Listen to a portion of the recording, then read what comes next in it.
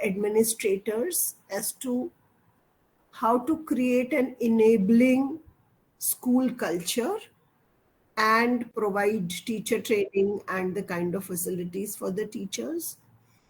So there is nothing like a role of a teacher that the teacher should be doing this. It's not like that. So I'll just tell you what are the expectations from a foundational stage teacher, what is the guidance for a foundational stage teacher, and then maybe we can have more discussion on it. So can you just leave that window? I would want to switch from PPT to the screen. So can you make me visible in that thing? Your thing. I mean, मेरा video of किया हुआ है शायद आपने, है ना, ये वाला मीटिंग वाला.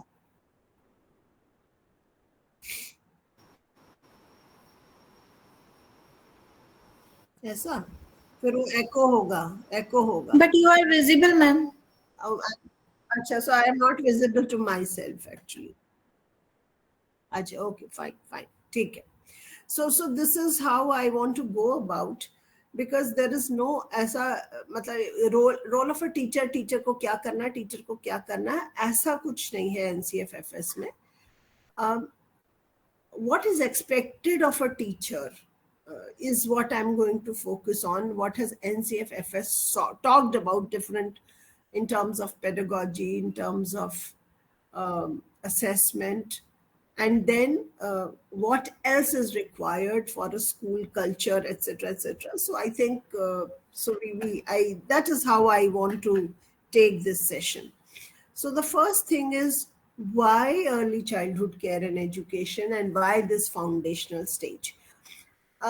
World over, research has told us that the first 6 years are extremely critical for the development of the brain, and about 85% to 90%, different studies will quote different percentages of the brain develop happens in the foundational stage.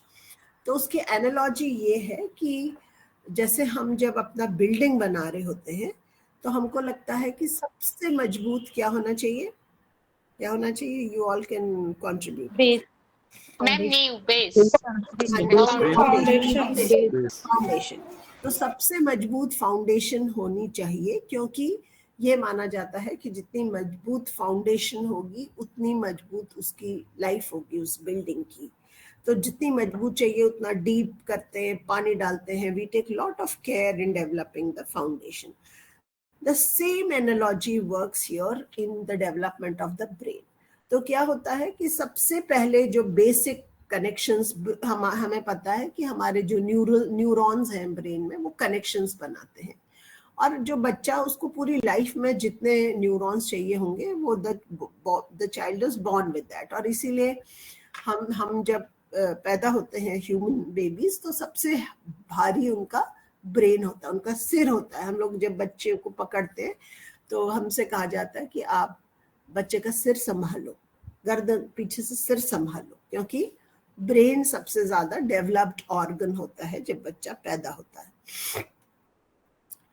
तो सबसे पहले basic connections बनते हैं, और basic connections base होते हैं, और उसके ऊपर कॉम्प्लिकेटेड कनेक्शंस बनते हैं. ये बेसिक कनेक्शंस कैसे मतलब, तो इसका मतलब अगर सारे कनेक्शंस ऊपर के इस बेस के ऊपर रेस्ट करने जा रहे हैं, जैसे कि बिल्डिंग में होता है, तो इस बेस को बहुत स्ट्रांग होना होगा, तभी आप higher order thinking and advanced knowledge तब आप गेन कर पाएंगे. तो ये बेसिक कनेक्शंस जो हैं ये कैसे बनते हैं? आप बच्चे के साथ जितना टाइम स्पेंड करेंगे, बच्चे के साथ बच्चे को जितना स्टिमुलेशन देंगे, वैसे भी ये कनेक्शन स्ट्रांग होते जाएंगे. हम सब लोगों ने, आप सभी लोगों ने ऐसा कभी महसूस किया है कि हम किसी व्यक्ति से मिलते हैं और हमको लगता है कि इसको मैंने कभी देखा है, या मैं पहचान तो रही हूँ शक्ल लेकिन नाम याद नहीं आ रहा, ऐसा होता है? Yes ma'am. आप सभी लोगों ने ये महसूस किया है। तो ऐसा क्यों होता है? तो क्या हम अपने कजन्स को, भाई बहनों को भूल जाते? नहीं भूलते। हम किन लोगों को भूलते हैं? जो हमारे साथ कभी थे लेकिन अब हमारी मेमोरी में नहीं है। तो जो सीधी सी बात है वो ये कि जो भी इंफॉर्मेशन आप यूज नहीं करते वो आप धीरे धीरे भूल जाते हैं, क्योंकि अगर आप भूलेंगे नहीं तो फिर भी आपके लिए फंक्शन करना बहुत मुश्किल हो जाएगा। तो इसका मतलब है कि शुरुआती दिनों में जो भी चीज को हम स्ट्रांग बनाना चाहते हैं उसके लिए हमको बहुत सारे इनपुट देने होंगे, तभी हमारा ये जो कनेक्शन है स्ट्रांग बनेगा और तभी ये स्ट्रांग बेस बनेगा। तो वो क्या चीजें हैं जो इस पूरे कनेक्शन को, जो बेस है उसको स्ट्रांग बनाती हैं? वो है भाषा, लैंग्वेज एंड लिटरेसी, वो है कॉग्निटिव डेवलपमेंट जिसको हम बोलते हैं, जो आपस की रिलेशंस है, सोशियो एंड इमोशनल।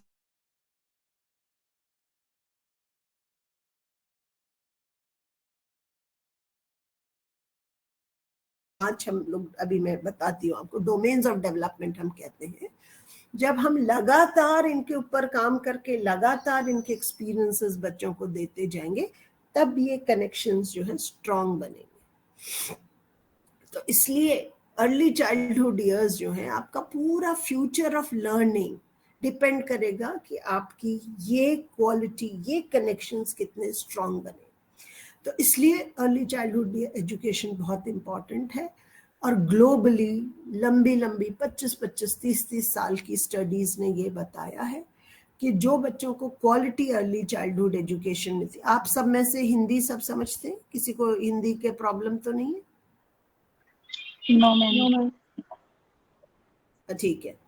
तो इसका मतलब ये है कि जो बच्चे, जिन बच्चों को क्वालिटी अर्ली चाइल्डहुड एजुकेशन मिलती है, they are better prepared for school. वो स्कूल जाने के लिए रेडी होते हैं, उनके लर्निंग आउटकम्स बेटर होते हैं, they are more interested in learning, और ओवरऑल जो है उनकी बेटर एम्प्लॉयबिलिटी होती है, बेटर मैरिटल लाइफ होती है, कम डिवोर्स रेट्स होते हैं।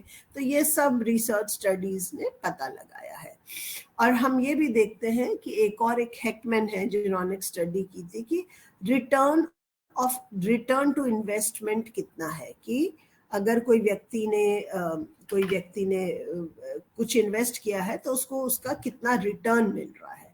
तो ये पता चला कि सबसे मैक्सिमम रेट ऑफ रिटर्न मिलता है जब आप क्वालिटी अर्ली चाइल्डहुड पे इन्वेस्ट करते हैं, और सबसे कम मिलता है जब आप जॉब ट्रेनिंग, कॉलेज एजुकेशन के बाद जॉब ट्रेनिंग करते हैं, तब सबसे कम इकोनॉमिक रिटर्न मिलता है। तो ये सारे हिसाब से अर्ली चाइल्डहुड एजुकेशन बहुत इंपॉर्टेंट स्टेज है। तो इसलिए ये वाली नेशनल एजुकेशन पॉलिसी ने और NCFFS ने इसको पूरा स्कूल स्ट्रक्चर चेंज किया है और इसको एक कहा है कि ये फाउंडेशनल स्टेज है, और ये 2 पार्ट में 5 साल का फाउंडेशनल स्टेज है, और ये सबसे इंपॉर्टेंट पूरी एजुकेशन सिस्टम का पिलर है, सबसे इंपॉर्टेंट स्टेज है। तो ये जो है, इसमें 3 से 6 साल जो है वो आंगनवाड़ी, बाल वाटिका, ये है अर्ली चाइल्डहुड एजुकेशन प्रोग्राम है, और क्लास 1 और 2 है। तो 3 से लेकर 8 साल तक 5 सालों का ये एक स्कूल एजुकेशन का स्टेज है। तो जो ये एम्स ऑफ एजुकेशन जो है, जो बाकी करिकुलर डेवलपमेंट की बात है, AIIMS of education foundational stage में उन्होंने कहा है एक ही एम है, होलिस्टिक डेवलपमेंट ऑफ चिल्ड्रन। तो होलिस्टिक डेवलपमेंट ऑफ चिल्ड्रन कैसे होगा? Through these domains of development, जिनके लिए ब्रेन कनेक्शन स्ट्रांग होने के लिए लगातार आपको ये डायमेंशंस में आपको बच्चे को एक्सपीरियंस देना है। पहला, socio emotional and ethical development. इसका मतलब बच्चे को आपने अप्रिशिएट करना है, बच्चे को शेयरिंग, केयरिंग सिखानी है, waiting for their own turn सिखाना है, जो वैल्यूज हैं कि खाने को बर्बाद नहीं करना है, हमेशा ग्रीट करना है बड़ों को, ये सारे जो हमको अपनी डेली लाइफ के लिए जो रिक्वायरमेंट है वो हमको बच्चे को सिखानी है, लगातार सिखानी है, एज अप्रोप्रिएट तरीके से सिखानी है। दूसरा, language and literacy development. Language मतलब आपको भाषा, बच्चा वही सीखता है जो सुनता है। तो बोलना तो बच्चा ऑटोमेटिकली सीख लेता है, लेकिन पढ़ना लिखना आप बच्चे को, हर एक व्यक्ति को पढ़ना लिखना सीखने के लिए अपने ब्रेन को रीवायर करना होता है। तो ये एक स्किल है जो सीखनी पड़ती है, बिना सिखाए कोई भी पढ़ना लिखना नहीं सीख सकता है। तो ये लैंग्वेज एंड लिटरेसी डेवलपमेंट जो है, ये भी एक वो है, एक एरिया है जहाँ पे आपको बच्चे को बहुत सारा स्टिमुलेशन देने की जरूरत है। तीसरा है एस्थेटिक एंड क्रिएटिव डेवलपमेंट। हम लोग को अक्सर लगते हैं बच्चे बहुत ही शैतान और बहुत ही डिफिकल्ट हैं, क्योंकि वो नेचुरली क्यूरियस है, हर चीज उनको खोलनी है, देखनी है, इधर उधर करनी है। तो हमको उसको चैनलाइज करना है, जो उनका क्रिएटिव, जो एक्सप्लोरिंग नेचर है, उसको हमको चैनलाइज करना है। तो हम उनको पेंट दे दें, क्रेयॉन्स दे दें, उनको क्रिएट करने की फ्रीडम दे दें, तो बच्चे नेचुरली करते हैं। कोग्निटिव डेवलपमेंट, बच्चा जैसे से बड़ा होता जाता है उसके बहुत सारे सवाल होते जाते हैं, बहुत सारे आप पूछते हैं ऐसा क्यों, ये नहीं होगा तो क्यों। तो धीरे धीरे बच्चा रीजनिंग एबिलिटीज और ये सीखता है। और फिजिकल एंड मोटर डेवलपमेंट दोनों, क्योंकि उसकी मांसपेशियां बन रही हैं, तो fine motor development and gross, मतलब बड़ी मांसपेशियां, छोटी मांसपेशियां, दोनों का development and coordination and balance, ये सब जरूरी है। ये डोमेन्स हैं और यही बेसिक एम्स ऑफ एजुकेशन है। तो ये डोमेन्स ऑफ डेवलपमेंट है। और इसके अलावा एनसीएफ ने कहा है कि एक और छठा डायमेंशन है, that is positive habits of learning. कि जब आप, मतलब आपने बच्चे को पॉजिटिव हैबिट्स भी सिखानी है, कि आपने खेला है तो अपने टॉयज को वापस रखो, आपने जैसा आपको चाहिए वैसा ही दूसरों से एक्सपेक्ट करो, उस तरह का। तो एनसीएफएफएस में ये जो हमने 5 डोमेन की बात की है, उसको पंचकोश से मैप किया है, जिसमें है अन्नमय कोश, जिसको फिजिकल लेयर कहते हैं, प्राणमय कोश, मतलब हम कहते हैं प्राण वायु की हम बात करते हैं, तो लाइफ फोर्स एनर्जी है, वो प्राण है। मनोमय कोश जो सोशल इमोशनल डेवलपमेंट से है। विज्ञानमय कोश जो इंटेलेक्चुअल लेयर है, जहाँ विजडम एंड रीजनिंग की बात करते हैं। और आनंदमय कोश जो इनर सेल्फ है। तो अल्टीमेटली हमारा सब ये वे ऑफ लाइफ है। पंचकोश मतलब ये बच्चे के लिए नहीं है, ये हर व्यक्ति के लिए है, कि अगर आप अपने को बैलेंस रखना चाहते हैं तो आपको 5 लेयर्स पे काम करना है, अपनी 5 लेयर्स पे काम करना है। वो क्या है? एक तो आपको शारीरिक रूप से स्वस्थ रहना पड़ेगा, that is the first layer.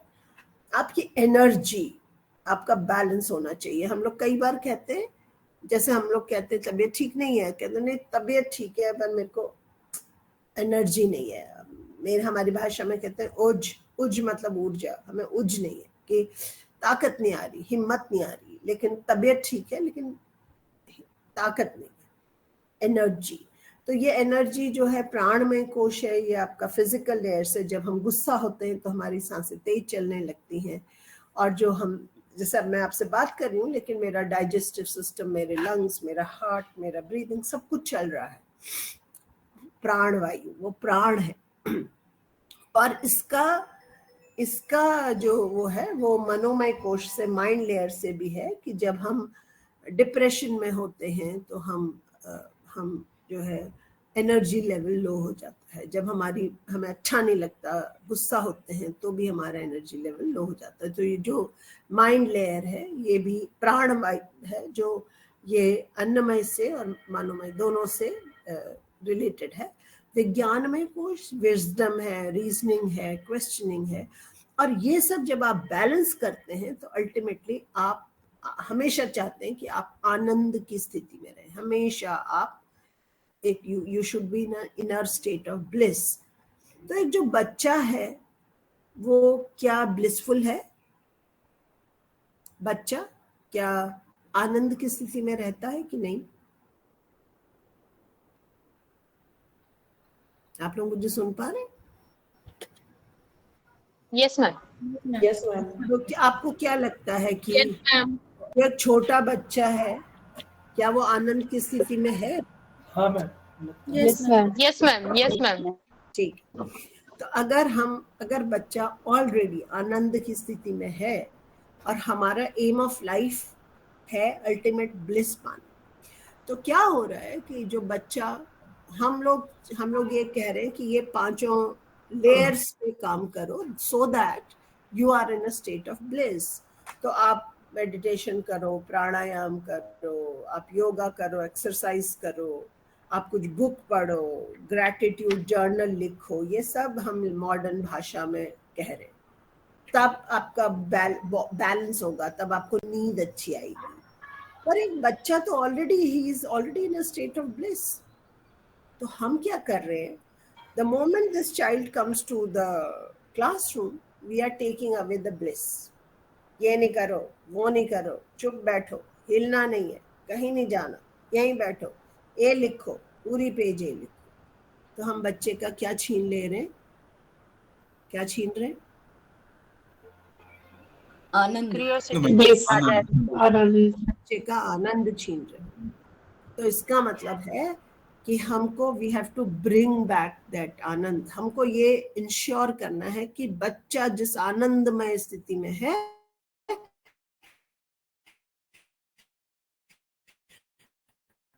कैसे हो वो। आपको ये स्टॉप शेयरिंग दिख रहा है कि आप देख पा रहे हैं, पढ़ पा रहे हैं कि ये स्टॉप शेयरिंग दिख रहा है आपको? मुझे नहीं दिख रहा है ना? हाँ, स्लाइड चेंज नहीं हो रही है? No ma'am, no ma'am, change नहीं। ये दिखा? अब चेंज हुई? अच्छा, अरे तो आपने पहले बताना चाहिए। तो ये जो मैं 5 लेयर्स की बात कर रही थी। तो अब जो है, तो कैसे हम आनंद की स्थिति में बच्चे को रखें, क्या बदलना है हमको? पूरा the pedagogy has to change. हम जिस तरह से अपने बच्चों को पढ़ाते हैं दैट नीड्स टू चेंज। तो क्या होना है, बच्चे कैसे सीखते हैं? सबसे पहले बहुत सारी बातचीत। हम तो जैसे बच्चे क्लास में आते हैं हम कहते हैं फिंगर ऑन द लिप्स, बात नहीं करनी, चुप रहो। तो हम कह रहे हैं बहुत सारी बातचीत होनी चाहिए, कॉन्वर्सेशंस होने चाहिए, स्टोरी टेलिंग होनी चाहिए, अलग अलग तरह की stories, fictional stories, fact based stories, science based stories, अलग अलग तरह की स्टोरीज बच्चों को सुनानी चाहिए। टॉयज, बहुत सारे टॉयज बच्चों को मिलने चाहिए। Songs and rhymes, music and movement, art and craft, indoor games, outdoor games, taking children out for a walk in the nature, field trips, and organizing spaces. ये होना चाहिए, लेकिन हम इसका ठीक उलट कर रहे हैं।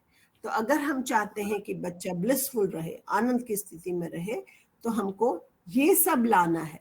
और पढ़ाई, किताबें, ABCD 1 2 3 4 उसको दूर रखना है। अगर हम ये सब अच्छा करेंगे तो वो बच्चे बाय डिफॉल्ट सीखेंगे। तो ये क्विकली बताती हूँ, NCFFS में ऐसे एम्स हैं जो मैंने बताया। Aim is holistic development. Curricular goals, ये जो 5 डोमेन और पॉजिटिव हैबिट्स ऑफ लर्निंग है, उन्हीं को करिकुलर गोल कहा है। मतलब हर एक डोमेन को एक करिकुलर गोल कहा है। उससे मैप्ड कॉम्पिटेंसीज हैं और उससे मैप्ड लर्निंग आउटकम है। तो इस तरह से है, जैसे ये फिजिकल डेवलपमेंट है तो इससे मैप्ड 3 करिकुलर गोल्स हैं। Children develop habits that keep them healthy and safe. Children develop sharpness and sensorial perceptions. Children develop a fit and flexible body. इसी तरह से सोशियो इमोशनल एथिकल डेवलपमेंट के लिए children develop emotional intelligence, that is the ability to understand and manage their own emotions and respond positively. Children develop a positive attitude or a seva bhav, and children develop a positive regard for environment around them. तो इस तरह से ये जो है, फिर cognitive development के लिए, लैंग्वेज एंड लिटरेसी डेवलपमेंट के लिए, और एस्थेटिक एंड कल्चरल डेवलपमेंट के लिए, एंड पॉजिटिव लर्निंग हैबिट्स के लिए। तो इस तरह से एम्स ऑफ एजुकेशन मैंने बताया होलिस्टिक डेवलपमेंट है। 13 करिकुलर गोल्स हैं which are mapped to the domains of development. 69 competencies हैं एंड 120 प्लस लर्निंग आउटकम्स हैं, जो कि 6 डोमेन में है। तो ऐसा NCF डिजाइंड है।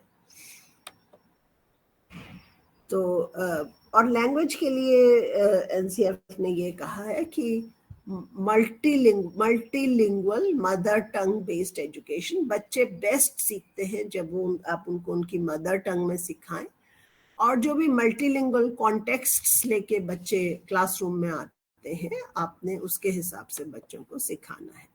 जहाँ तक असेसमेंट की बात है उसमें ये कहा है कि असेसमेंट जो है ये जो पहले जो लैंग्वेज डेवलपमेंट की बात है उसमें उन्होंने कहा है कि सबसे पहले आपको सिखाना है इमर्जेंट लिटरेसी स्किल। इसका मतलब क्या है कि आप जब बच्चे को पढ़ के सुनाते हैं, आपने देखा है ना कई बार आप न्यूज़पेपर देते हैं तो बच्चा ऐसे एक्टिंग करता है जैसे वो न्यूज़पेपर पढ़ रहा है। अगर अपने पेरेंट्स को पढ़ते देखता है तो कोई भी बुक उल्टी पुल्टी पकड़ के ऐसे एक्टिंग करता है जैसे वो पढ़ रहा है। तो वो उसको हम इमर्जेंट लिटरेसी बोलते हैं, which is emerging literacy, that is emerging. तो उसमें क्या आता है, जब हम कहानी पढ़ के बच्चे को सुनाते हैं और उंगली रख के सुनाते हैं तो बच्चे को ये पता चलता है कि जो शब्द हैं उनके अर्थ होते हैं, वर्ड्स हैव मीनिंग्स।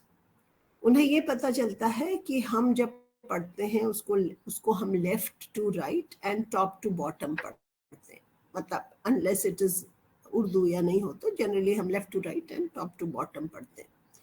उनको ये पता चलता है कि शब्दों के बीच में स्पेस होना चाहिए उसका अर्थ निकलने के लिए, और बच्चों को ये पता चलता है कि जो पिक्चर्स होती हैं, जो इलस्ट्रेशंस होते हैं, वो भी मीनिंगफुल होते हैं।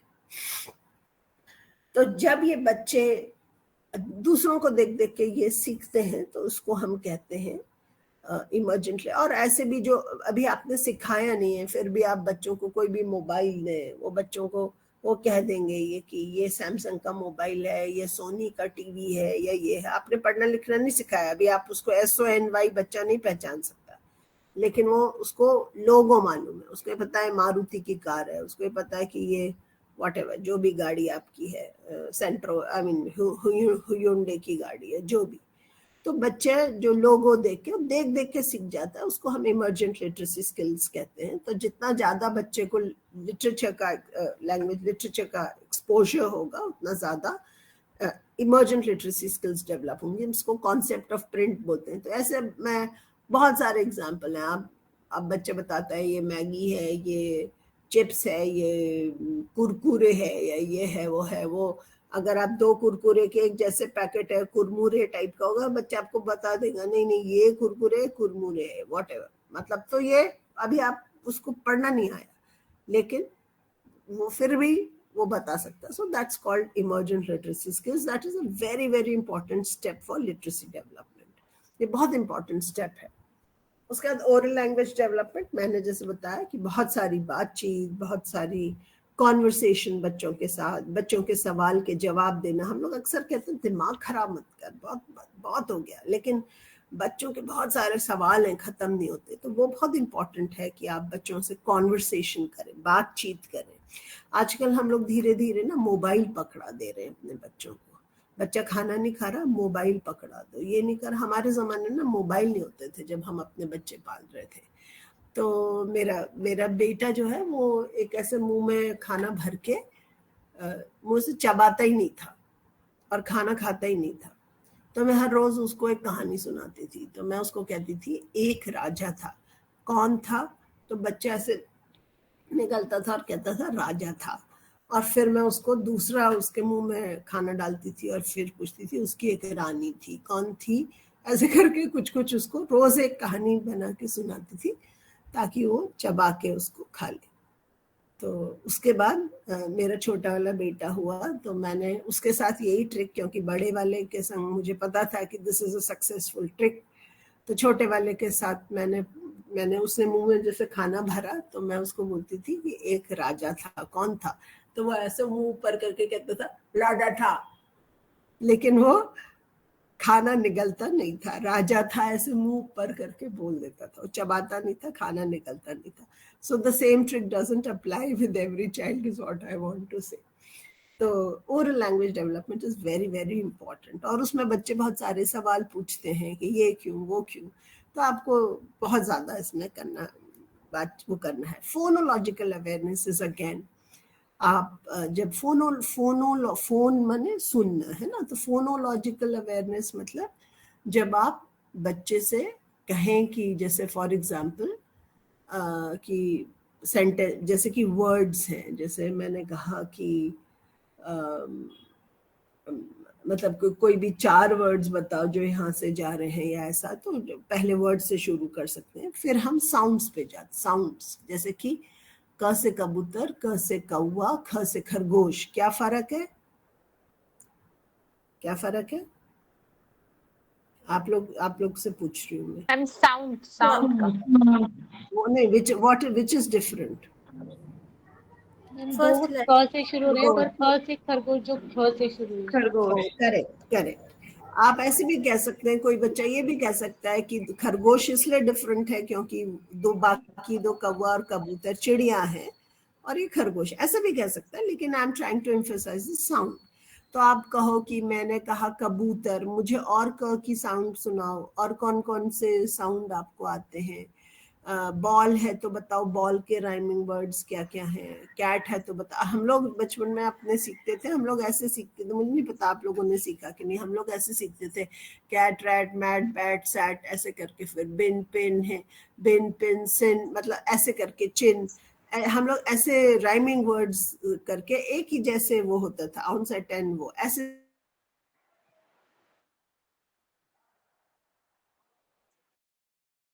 साउंड चली गई। आप कैन यू हियर मी? कुछ सेकंड के लिए। अच्छा, ओके। सो क्या है कि अगर जब आप बच्चों का अटेंशन जब आप साउंड्स की तरफ ड्रॉ करते हैं, तो बच्चे पढ़ने में आसानी होती है उनको, क्योंकि मैं ऐसे एग्जांपल देती हूँ आपको। हम लोग ना हमेशा जब जो फ्रीक्वेंटली वर्ड्स देखते हैं उसको हम अपने ब्रेन में मैप कर लेते हैं। तो फॉर एग्जाम्पल, तो हम वो उसको जो बार बार हम देखते हैं और जिनके हमें मीनिंग पता है, वो उनको हम मैप कर लेते हैं। अब अचानक आपके पास एक वर्ड आ गया जिसका आपको मीनिंग भी नहीं पता और आपने कभी पढ़ा नहीं। फॉर एग्जाम्पल, अगर फिलाडेल्फिया, तो आप कैसे पढ़ते हो उसको? या फॉर एग्जाम्पल वेरिकोज वेन्स, ऐसा कुछ आ गया, तो आप उसको कैसे पढ़ते हो? मतलब अगर आपको कोई भी इंग्लिश में, हिंदी में, अगर आपको कोई भी एक ऐसा वर्ड आपके पास आ गया जो आपने कभी नहीं पढ़ा है इससे पहले, उसे आप कैसे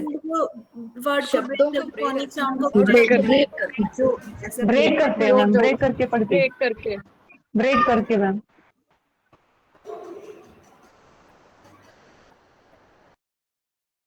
आपको सुनाई पड़ रही? हेलो, आपको सुनाई पड़ रहा? Yes ma'am.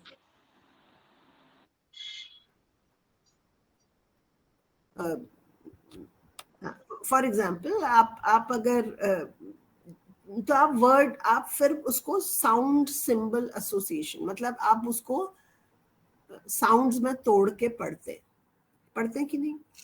वेरिकोज वेन्स आ गया तो आप देखते हैं वेरिकोज वेन्स, आप ऐसे पढ़ते हैं। हम ऐसे ही पढ़ते हैं, लेकिन हम इतने कॉम्पिटेंट हैं और इतने फास्ट हैं कि हमको जो शब्द हमको ऑलरेडी आते हैं उसको हमको ऐसे पढ़ने की जरूरत नहीं होती है। तो इसका मतलब क्या है कि बच्चे कैसे पढ़ते हैं? बच्चे साउंड और सिंबल के करस्पॉन्डेंस से पढ़ते हैं। जब बच्चे साउंड और सिंबल का करस्पॉन्डेंस करते हैं तो उनको पढ़ने में आसानी होती है। मैं एग्जाम्पल देके आपको बताया कि कैसे पढ़ते हैं हम। तो इसका मतलब ये है कि आपको साउंड और सिंबल पे फोकस करना है। बच्चे को साउंड डिस्क्रिमिनेशन पे बहुत ज्यादा अप्लाई करना है। कि जैसे मैंने कहा कि क से एक, मैंने बताया, जैसे फॉर एग्जाम्पल मैं बैट और बॉल खेल रही हूँ, तो बैट और बॉल दोनों की कौन सी साउंड है? ब। तो ब साउंड से शुरू होने वाले और कौन से खेल हो सकते हैं? बैडमिंटन, बास्केटबॉल, वॉलीबॉल, वॉलीबॉल की volleyball? Volley, it's Volley. Volley. तो वॉलीबॉल है कि करेक्ट आंसर है कि गलत है? वॉलीबॉल ब साउंड है, ये ब है। ब साउंड से आपने कहा बैडमिंटन और बास्केटबॉल। और बताइए बास्केटबॉल, ब साउंड से शुरू होने वाले और गेम्स। बास्केटबॉल बॉय, है, bowling, boxing, boxing, bowling, boy, billiards. तो बहुत सारे हैं। तो आप इस तरह के कोई भी एक एक्टिविटी करके ही एक साउंड के बारे में सोचना है। हम ट्रेडिशनली इतना अंताक्षरी खेलते हैं जिस साउंड पे एंड हो, साउंड से शुरू। बहुत सारे खेल आप बच्चों के साथ करा सकते हैं। Phonological awareness. दूसरा एक बहुत इंपॉर्टेंट स्किल है डिकोडिंग। डिकोडिंग मतलब अक्षरों की पहचान करना और अक्षरों को पढ़ना। ये बहुत इंपॉर्टेंट है। ABCD जैसे हैं तो हमको ये पता होना चाहिए। जैसे हिंदी में हमको पता है क ख ग घ आना चाहिए, लेकिन इंग्लिश में हमको एक और कॉम्पिटेंसी सीखनी होती है। वो है कि the letter A makes an A sound, the letter B makes an B sound. So the letter names and the sounds are different. Hindi में हमको ये नहीं सीखना। Hindi, Indian language is basically it's the same sound और letter का sound एक। Reading with comprehension, धीरे धीरे आपको बच्चे को रीडिंग की तरफ लेके जाना है। और फ्लुएंसी इज वेरी। आप अगर बच्चा मेरा नाम है, अगर ऐसे बच्चा पढ़ रहा है तो उसको मिला के उसका एक अंडरस्टैंडेबल, कॉम्प्रिहेंसिबल वो नहीं निकाल पाता बच्चा। अगर वो ऐसे जोड़ के पढ़ रहा है तो वो कॉम्प्रिहेंड नहीं कर सकता। तो कॉम्प्रिहेंशन के लिए बहुत जरूरी है कि बच्चा फ्लुएंसी पढ़े। जितना भी फ्लुएंसी उसके लिए एक्सपेक्टेड है वो मेरा नाम कविता है, बच्चे को ऐसा पढ़ना आना चाहिए to make meaning for it. तो fluency is also very important aspect.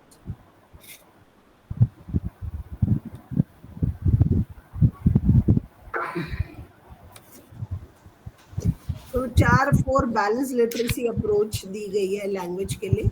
एक तो ये कि आप बहुत सारा पिक्चर दिखाएं, बच्चों को चित्र दिखाएं, चित्र पे बातचीत करें, इसमें क्या हो रहा है, तुम्हें क्या लग रहा है। बच्चे अपने एक्सपीरियंस शेयर किए कि आज हम घूमने गए, मेरी दादी मेरे घर आई, मेरी मौसी के घर जाएंगे, उनके घर में पेड़ हैं। आपको बहुत सारा, हमने कहा कॉन्वर्सेशन है तो ये एक तरीका हो सकता है। स्टोरीज आपको बहुत सारी करनी है, ड्रामा रोल प्ले बच्चों के संग करने हैं। रीड अलाउड में 4 तरह के रीडिंग और राइटिंग दोनों में है। Read aloud, shared reading, guided reading, independent reading. Read aloud वो है जो टीचर करती है। शेयर्ड रीडिंग वो है जो टीचर और बच्चे साथ करते हैं। गाइडेड रीडिंग है जो बच्चा कोशिश करके करता है और टीचर उसको गाइड करती है। और इंडिपेंडेंट रीडिंग है जो बच्चा खुद करता है। मैं आपको बताती हूँ एग्जाम्पल देके। और राइटिंग में अगर आप देखें तो मॉडल राइटिंग है जो टीचर लिख के मॉडल करती है। फिर शेयर्ड राइटिंग है जहाँ पे टीचर और बच्चा मिलके करते हैं। गाइडेड राइटिंग है जहाँ पे बच्चा इंडिपेंडेंट करता है under the guidance of teacher. और चौथा है इंडिपेंडेंट राइटिंग। तो मैं ये बताती हूँ आपको कि जैसे कि रीड अलाउड वो है कि बच्चे, अगर टीचर कहानी पढ़ के सुना रही है तो वो रीड अलाउड है, जहाँ पे टीचर पढ़ रही है और बच्चे सुन रहे हैं। दूसरा है शेयर्ड रीडिंग, जहाँ पे आप लोगों ने NCERT की एक किताब में है कि एक बार एक भालू का मीठा खाने का मन किया, गधे का मीठा खाने का मन किया। तो वो एक खरगोश के पास गया तो खरगोश बोला कि गाजर खा लो, लेकिन गधे ने मना कर दिया। फिर वो भालू के पास गया, उसने कहा कि मेरा मीठा खाने का मन है। तो भालू ने कहा कि ये खा लो, शहद खा लो। तो गधे ने मना कर दिया। तो उस टेक्स्ट में बार बार एक सेंटेंस आता है, गधे ने मना कर दिया। एक बार 2 बार आप बच्चे को बताएंगे, फिर बच्चे को पैटर्न समझ आता है कि हर बार कोई ये कहता है तो गधे ने मना कर दिया। तो अब बच्चे को पता चल गया कि ये टेक्स्ट में ये लिखा है, गधे ने मना कर दिया। तो आप बच्चे आप पढ़िए बाकी की स्टोरी, यहाँ पे जो है ये आप बच्चों से कहेंगे कि वो पढ़ेंगे। तो धीरे धीरे एज अ पार्टनर बिटवीन, तो बच्चों को बड़ा अच्छा लगता है कि हम पढ़ने लग गए। तो टीचर पहले तो टीचर पढ़ रही है और फिर टीचर मतलब पहले रीड अलाउड में टीचर पढ़ के सुना रही है। शेयर रीडिंग में अब बच्चों को स्टोरी ऑलरेडी पता है तो वो शेयर कर रहे हैं जहाँ जहाँ पे वो पढ़ सकते हैं।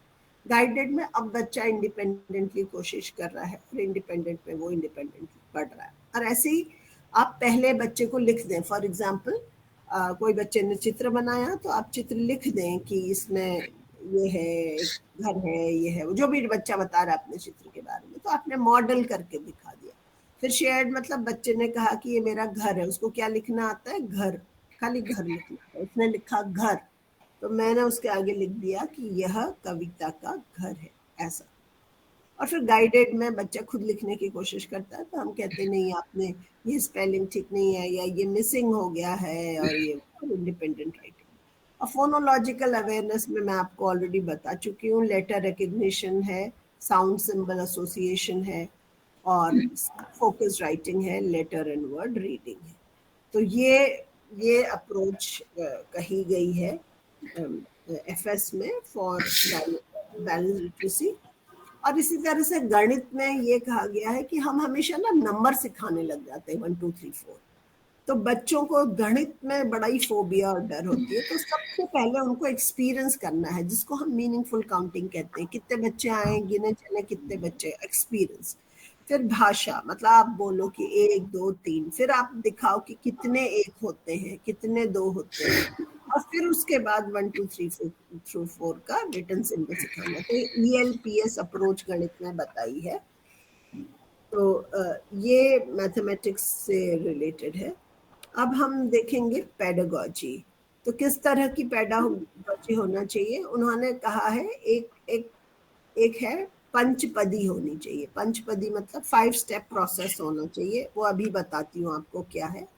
डिफरेंशिएटेड इंस्ट्रक्शंस होने चाहिए, इसका मतलब है कि आप हर बच्चा क्योंकि फर्क है तो आप एक ही जैसे इंस्ट्रक्शन सबको नहीं दे सकते, आपको थोड़ा बहुत डिफरेंशिएट करना पड़ेगा। Differentiated scaffolding and gradual release of responsibility, इसका मतलब है आपको बच्चे को सपोर्ट देना है। जो आप बोल रहे हैं वो लाइट शो नहीं हो रही है, जो मैं बोल रही हूँ नहीं दिख रही है, एक मिनट, अच्छा ये नहीं दिख रहा। Principles of pedagogy, building positive relationship वाली स्लाइड शो हो रही है। प्रिंसिपल्स ऑफ पेडागॉजी नहीं दिख रहा आपको? Yes, ma'am. It is visible. तो इसमें ये है कि तो जो पहले पंचपदी है, पंचपदी 5 स्टेप प्रोसेस अभी बताती हूँ, और फिर है डिफरेंशिएटेड इंस्ट्रक्शंस है कि हर बच्चे के हिसाब से आपको इंस्ट्रक्शन देना है। आपको स्कैफोल्ड पता है ना, हम लोग जब मकान बनाते हैं तो हम ऐसे ऐसे लकड़ी के खांचे लगाते हैं सपोर्ट देने के लिए, और जब वो सपोर्ट पूरा बन जाता है फिर हम उन खांचों को हटा देते हैं। तो वही है scaffolding and gradual release of responsibility.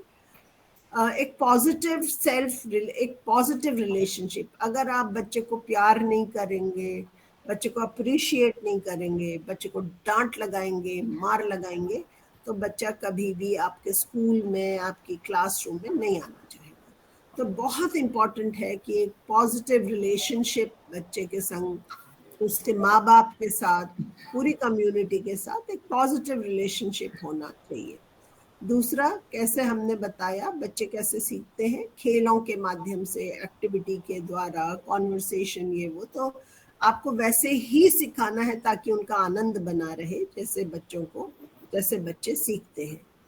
फिर लिटरेसी और न्यूमरेसी के लिए मैंने आपको बताया, बैलेंस लिटरेसी अप्रोच की बात की है, ELPS की बात की है, 4 ब्लॉक अप्रोच की बात की है, और एक creating a positive classroom culture. Generally अगर आप बच्चों को अप्रिशिएट करते हैं, मतलब सपोर्ट करते हैं, खूब सारा प्रिंट रिच एनवायरनमेंट बनाया है, तो ये पॉजिटिव कल्चर की तरफ जाता है और ये बहुत इम्पोर्टेंट है बच्चे के लिए।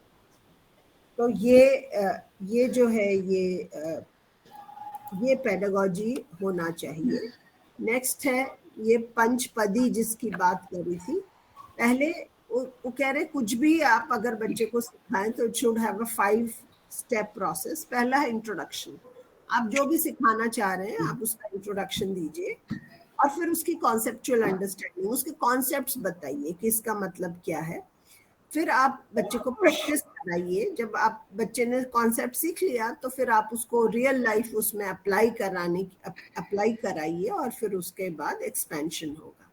ठीक है, फॉर एग्जाम्पल मैं अगर कुछ भी बनाना सीख रही हूँ, फॉर एग्जाम्पल अगर मुझे पकौड़ी बनाना सिखाना है तो मैं बोलूँगी अच्छा पकौड़ी है, ये प्याज और आलू और ये चाहिए, इसके लिए ये रॉ मटेरियल चाहिए, और ये ऐसे बनती है, ये सब आप कॉन्सेप्चुअल करेंगे। फिर आप उसको एक प्रैक्टिस करवाएंगे।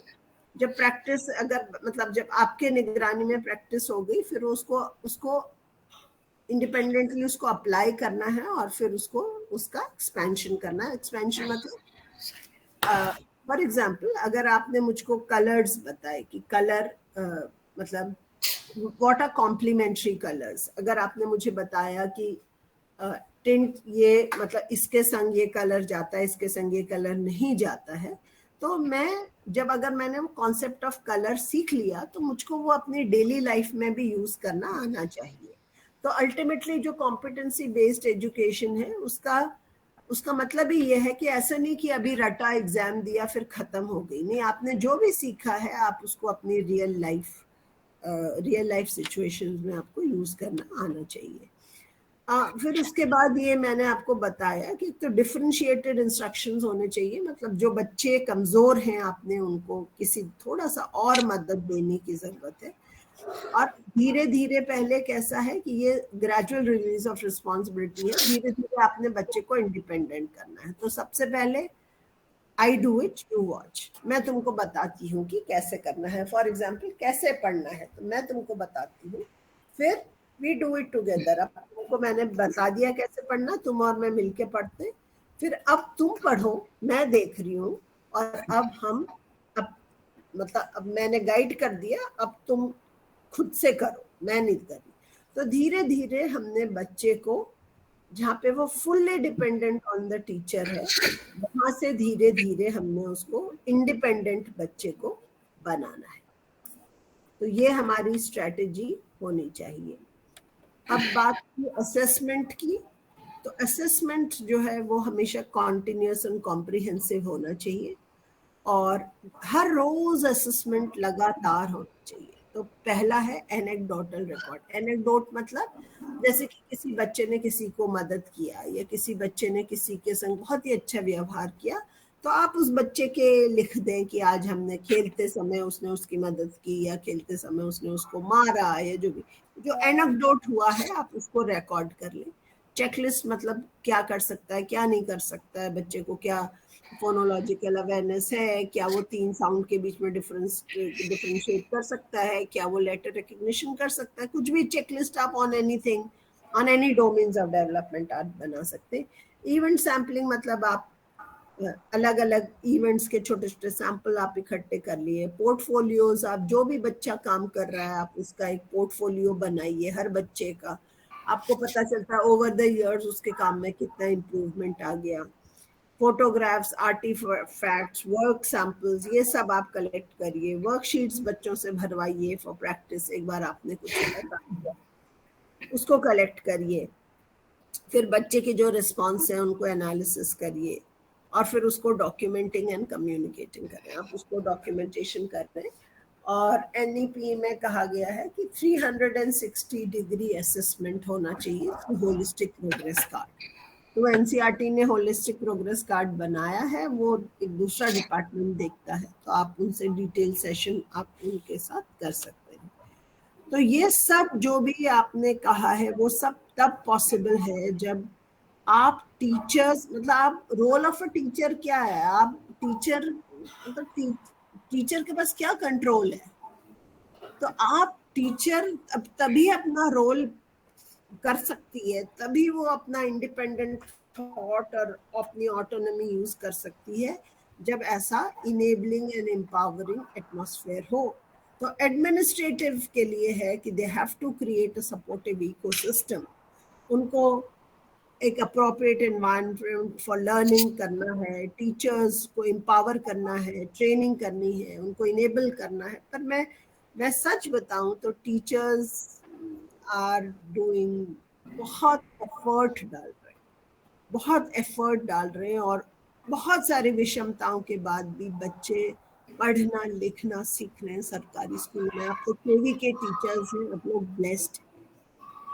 लेकिन सरकारी स्कूलों में भी हम देख रहे हैं टीचर्स बहुत इनोवेशन कर रहे हैं, बहुत लग के वो बच्चों को पढ़ना लिखना सिखा रहे हैं। तो ये इम्पोर्टेंट है कि जो एडमिनिस्ट्रेटर्स हैं वो इनेबलिंग एम्पावरिंग टीचर्स को इनेबल एंड एम्पावर करें, एक एटमॉस्फेयर क्रिएट करें जो अप्रोप्रिएट फॉर लर्निंग हो। academic and administrative functionaries जो हैं they should be working in partnership with the teachers. Parent and community का involvement बहुत ज़रूरी है. It is very very important to take parents on board because अक्सर हम देखते हैं कि स्कूलों में ये कहते हैं मैडम हम तो नहीं लिखाना चाहते हैं, बट पेरेंट्स प्रेशर करते हैं, हम तो होमवर्क नहीं देना चाहते, पेरेंट्स प्रेशर करते हैं। पेरेंट्स आर वेरी एस्पिरेशनल, बच्चे वो बुरा नहीं चाहते लेकिन वो बहुत बहुत ज्यादा अच्छा करना चाहते हैं, और उस चक्कर में कई बार अनड्यू एक्सपेक्टेशन बच्चे के साथ होती है। तो पेरेंट एंड कम्युनिटी का रोल बहुत इंपॉर्टेंट है, आपको उनको ऑन बोर्ड लेना बहुत जरूरी है। और टेक्नोलॉजी का यूज जो है, आईसीटी, व्हाट्सएप आप लोग सब यूज करते हैं, ये है दिस इज मतलब along with everything technology can be really be used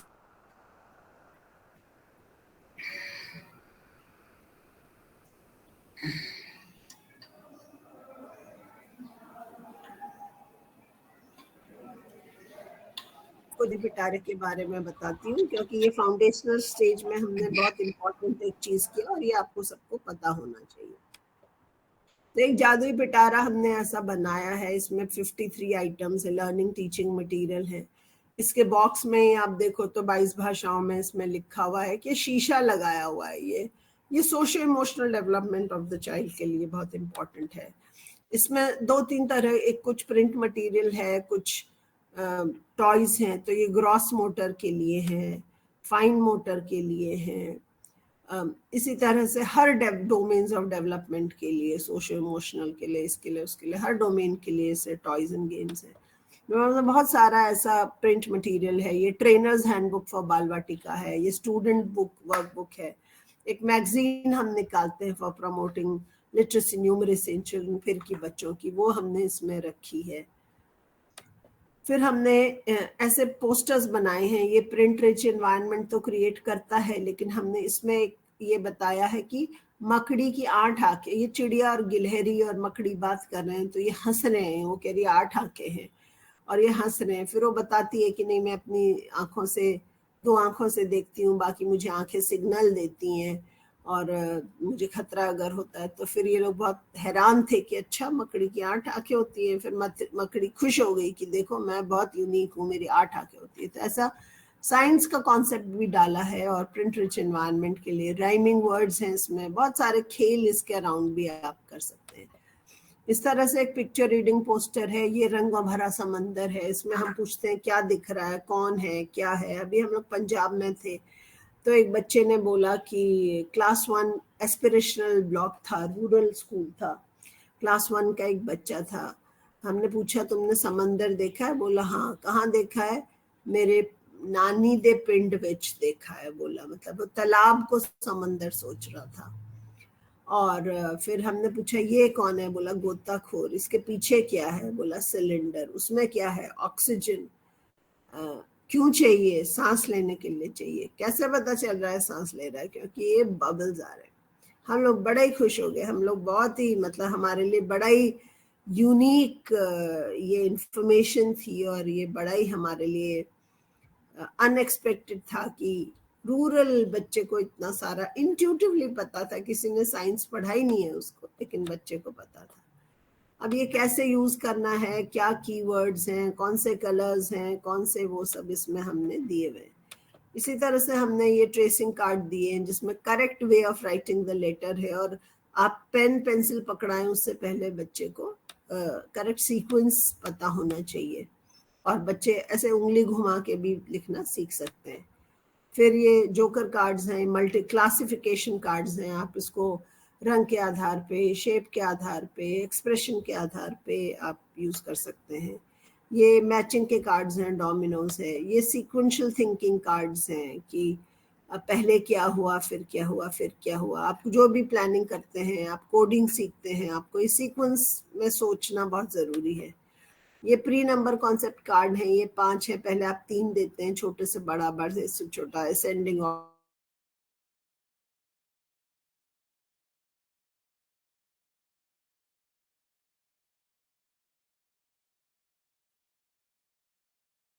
पीछे वाला दिख के बताओ व्हाट इज मिसिंग हियर।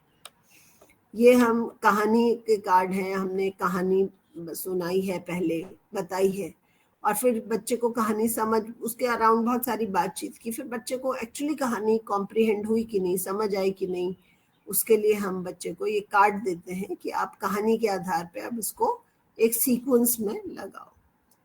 इसी तरह से मैंने बताया कि बहुत सारे ये मैनिपुलेटिव मटेरियल हैं for fine motor development, for cognitive development है, ये म्यूजिकल इंस्ट्रूमेंट है, इस तरह से राइटिंग के ये हैं। और हमने, और ये सोशल इमोशनल डेवलपमेंट के लिए बहुत इम्पोर्टेंट है। एक शीशा इम्पोर्टेंट है, टॉयज, डॉल्स, ये डॉक्टर सेट, ये वो, यहाँ बहुत सारा प्रिटेंड प्ले बच्चे करते हैं। और इसके साथ ही हम लोगों ने एक जादुई पिटारा, ई जादुई पिटारा बनाया है।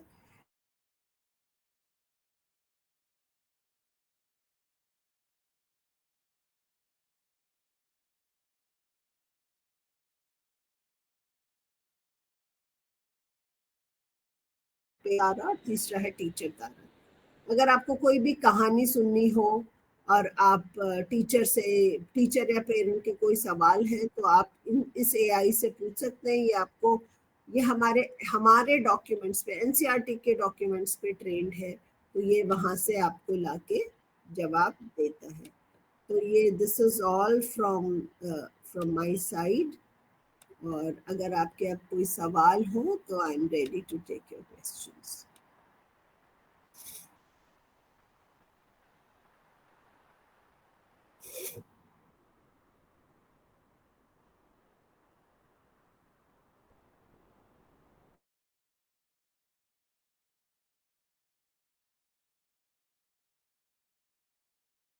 तो मैं थैंक यू, लेकिन मैं केवी के टीचर्स को हमेशा यही कहती हूँ कि उनके कभी कोई सवाल नहीं होता। उनको लगता है सवाल पूछेंगे तो और 10 मिनट लगेंगे, कौन पूछे सवाल। तो केवी के टीचर्स का मेरा एक्सपीरियंस है, कभी नहीं सवाल पूछते।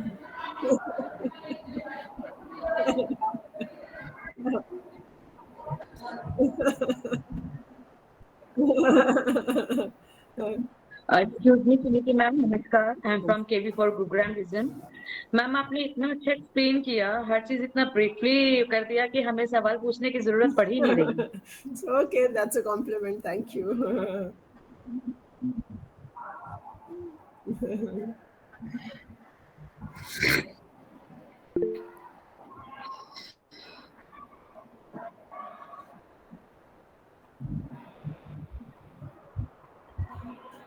वो आज हमें पता लगता है सर।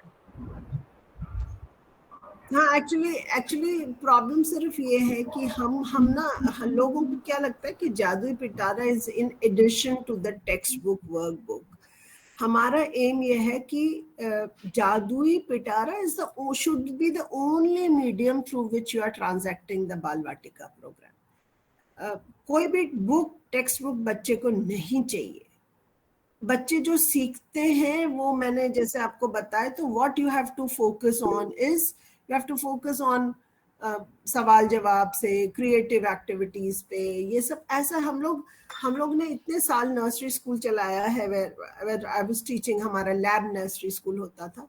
हम तो ना फॉर्मल असेसमेंट कभी किए और ना ही हमने कभी कोई टेक्स्ट बुक कुछ नहीं। वर्कशीट जरूर हम लोग बनाते थे एज असेसमेंट और as practice.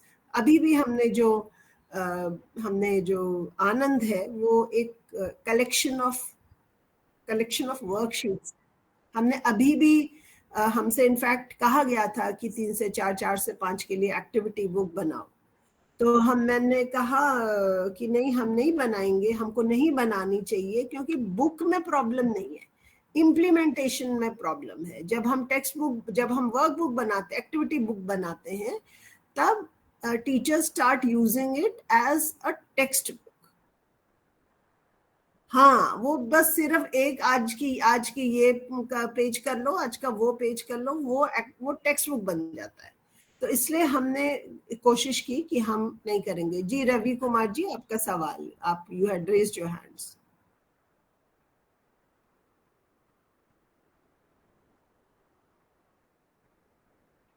Thank you sir. नमस्कार मैम। मैम आपने अभी कहा कि मदर टंग में हमें पढ़ाना चाहिए। मैम मैं केवी कारगिल में पोस्टेड हूँ अभी फिलहाल, और हमारे यहाँ लैंग्वेज बैरियर बहुत ज्यादा है, क्योंकि ना ही हमें बच्चों की लैंग्वेज समझ में आ रही है, और अगर हम हिंदी में पढ़ाते हैं तो पेरेंट्स को हिंदी नहीं आती। तो इस उसमें हम क्या कर सकते हैं? हाँ, तो इसमें क्या कर सकते हैं कि आप कोई ना कोई पेरेंट या जो लोकल टीचर है, आपका लोकल स्पीकिंग टीचर, आप उनको ऑन बोर्ड लीजिए, और धीरे धीरे अल्टीमेटली आपको बच्चे को क्लास की लैंग्वेज सिखानी है, ये हमारा एम है।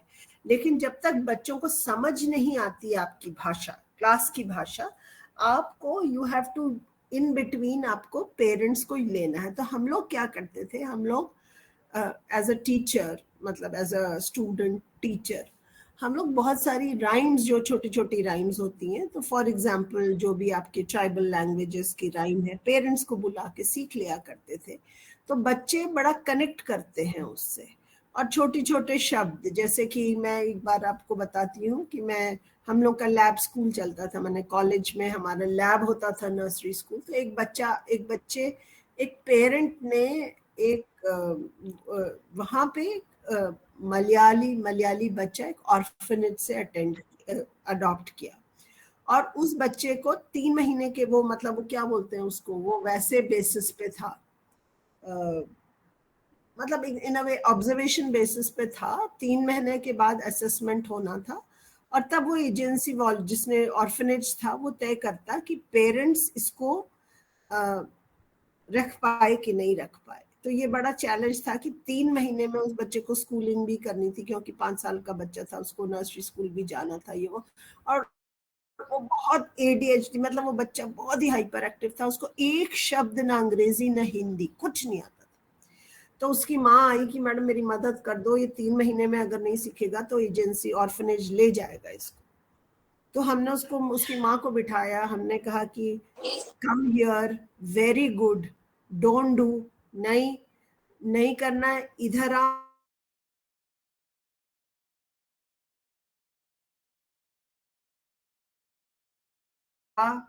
ऐसे करके मैं भूल गई, ऐसे करके हमने 10 शब्द जो कि हमारे लिए वेरी गुड, शाबाश, ऐसे हमने 10 शब्द उनके पेरेंट्स की मदद से सीखे।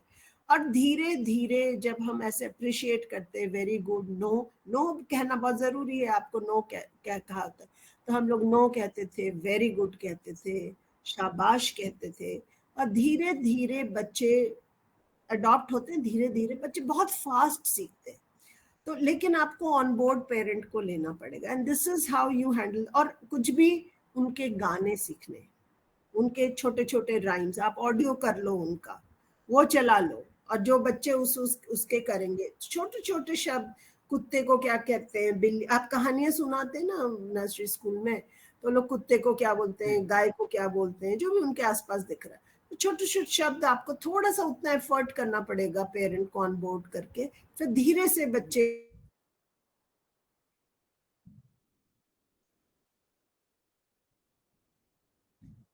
को क्या इंटरेस्ट आएगा।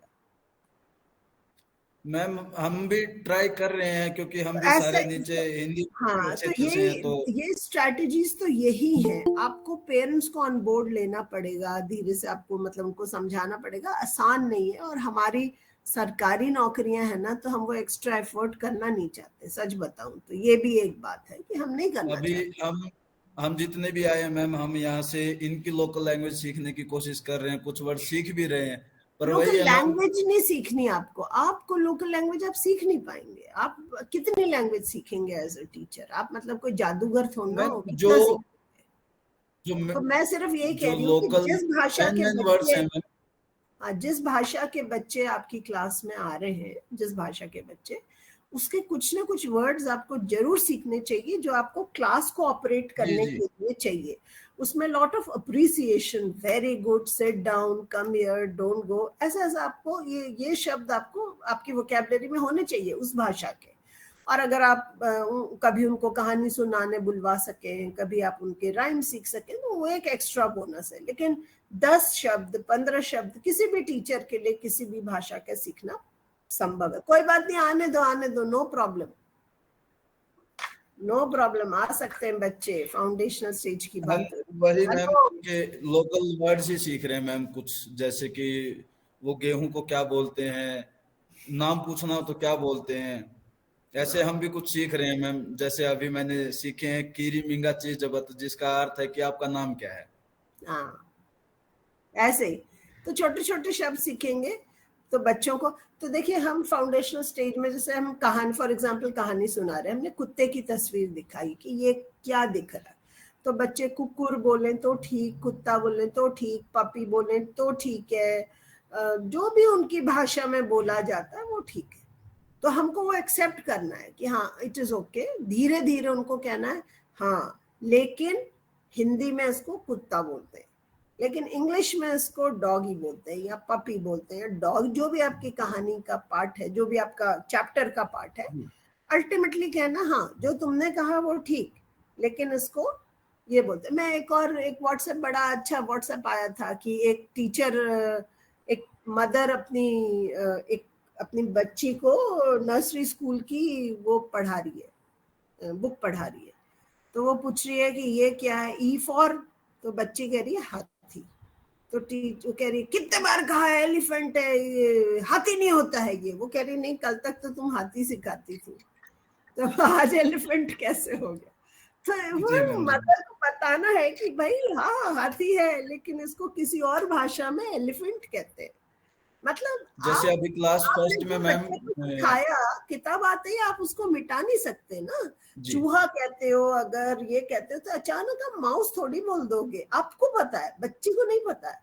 तो बच्चे को तो आपको धीरे धीरे बोलना ही है कि हाँ ये तो चूहा है, इसको माउस कहते हैं अंग्रेजी में, ये तो हाथी है, इसे एलिफेंट कहते हैं इंग्लिश में।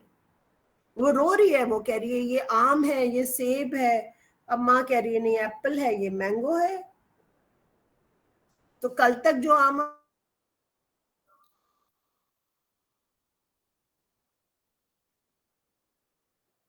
एफर्ट अगर आप सीख रहे हैं, बट पूरे सेंटेंस पे फोकस ना करके इनिशियल वर्ड्स जो आपको क्लासरूम में ऑपरेट करने के लिए चाहिए वो आप सीखेंगे तो आपको इजी होगा। तो पूरी भाषा सीखना तो किसी के लिए भी पॉसिबल नहीं है। जी ma'am, okay, thank you ma'am. Thank you.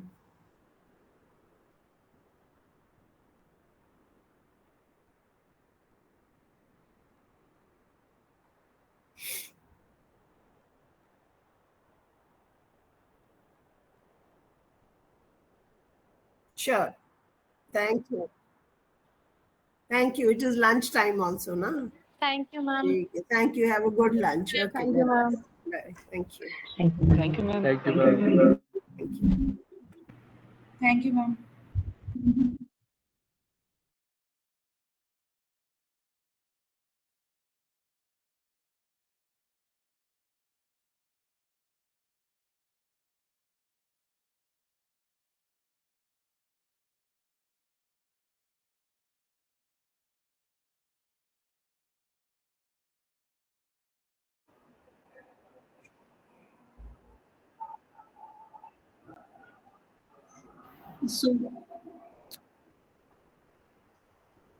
Sorry sir, ये सर मुझे ये पूछना था आपसे, जो ये मैम ने पीपीटी के द्वारा समझाया है, क्या ये पीपीटी हमें प्रोवाइड हो जाएगी ग्रुप में?